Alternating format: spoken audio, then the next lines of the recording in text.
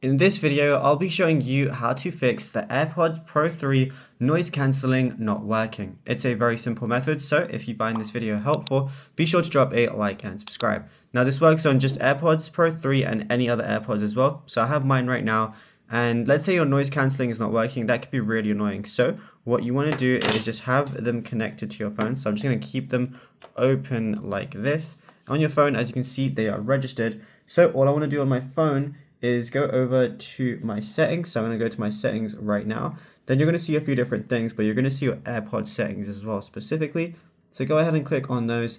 Then you want to go down to listening mode, and basically you just want to make sure that you're on noise cancellation, because sometimes, your AirPods could bug out and they could automatically switch, or you might have accidentally pressed something where it went to adaptive or transparency. So all you got to do is switch it back to noise cancellation, and then you'll be good to go. Adaptive is when someone's talking and you want to hear them while noise cancelling is on. It basically adapts to the environment around you.